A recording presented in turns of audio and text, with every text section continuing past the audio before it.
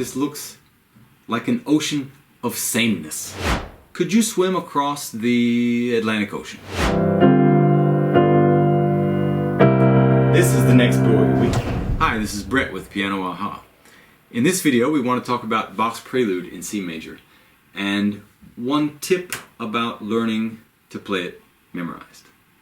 Now if we look at the sheet music here, you might notice that this looks like an ocean of sameness, right? Every measure looks just about the same.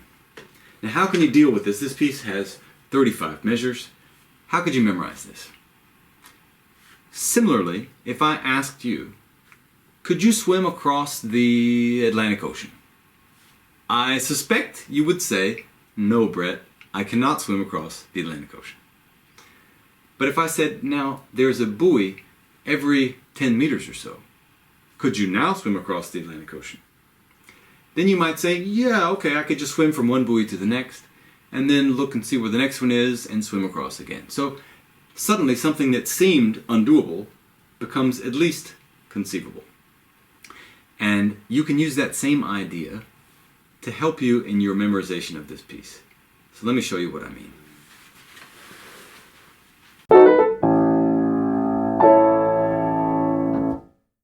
So let's start with measure 1. That sounds like this.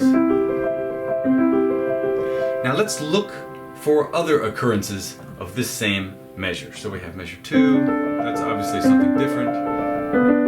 Measure 3, that's different. Measure 4 is the same thing. Okay, so that's the same thing. Measure 1 and measure 4 are the same. So let's look, where else might we see something similar? So we'll do measure 5 and 6 and 7. I'm just playing all these notes at the same time. And now I'm in measure 11. Now that sounds just the same as measure 1 and 4 did, just it's starting on a different note, right? Now we're starting on G instead of C. So these chords that all have this same basic structure, I'm going to call the buoys in this piece. So now how's this going to influence how you memorize the piece? Well, this is how that works. You start in measure 1, you play this buoy. And then you think, how do I get to the next buoy in measure 4? So then that's the way that measure 2 and 3 might occur to you, because you think, oh yeah, that comes before that, and that comes before that, and then I get to this buoy. And then you think the same thing for measure 11. You think, okay, I'm headed toward this next buoy, and how do I get there? What chords lead me there? Now, what I'm not promising you is that this is a pill that when you swallow it, suddenly you can just play this entire piece memorized. What I'm giving you here is some points within this piece to work towards, so that you have goals, and you can just think, I just need to swim to this next buoy. So let's go back to measure 1 and analyze this chord here. So what is this? This is just a C major chord. We have the root, the third, and the fifth, and then the root and the third. Another way of looking at it is we just have the root on the bottom and the third up on top, right? And whenever we have that in this piece, we're going to call that a buoy. And as we said before, we have those same things in measure 1, measure 4, and measure 11. Now we'll continue starting in measure 12. And now we have measure 19.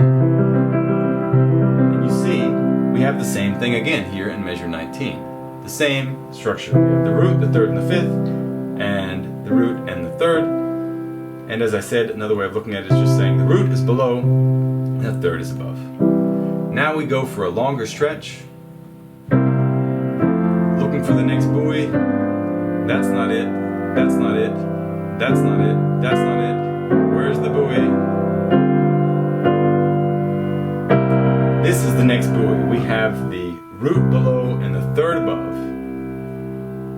Just with one black key, so it's sort of an exception. Actually, we could call it, that's our signal buoy. That is the last buoy, the one that tells us we're just about home.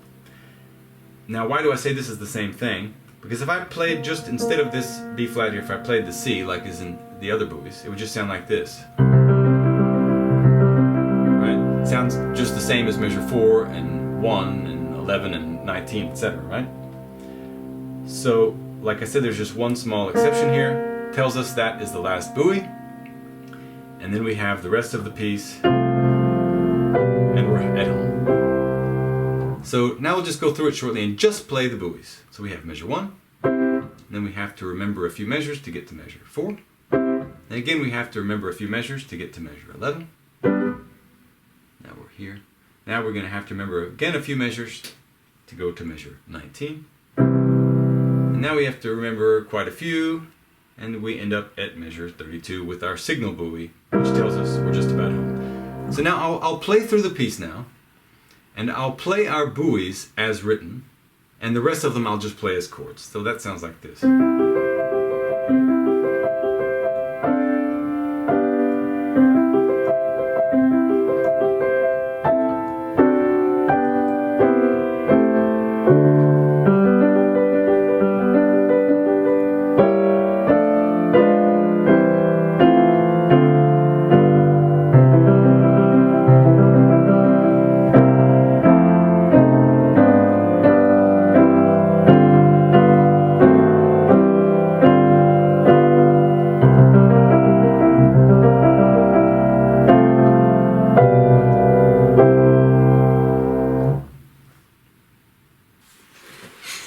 So you see that indeed, in this piece, there are buoys every few meters or so. Now you might say, now Brett, you just said you were going to help me memorize the piece, and you just showed me only 5 measures of this piece that has 35 measures, right? And I would say, yes, you're right. Knowing this alone does not make you have the piece memorized. But think of it like this. This is just one thread of thought that you could connect with this piece, right? You could have another thread of thought, maybe one of the other videos in the series, and another thread of thought, and maybe you had a good idea yesterday while you were playing this piece. That's another thread of thought. And you have a lot of threads and you put them all together, and then what do you get at the end? You have a net to catch you when you fall. So if you're trying to play the piece and you have this strong net, you might think, oh, I'm not sure what the next measure is. But you have 3 or 4 different threads that might provide you with that information. And at the end of the day, all you need is one thread that gives you that right information. You just don't know which thread it's going to be this time that provides you with it. So this way of looking at the piece is just one way of looking at it that might help you to play the piece memorized. So thank you for watching this video, and happy ahas.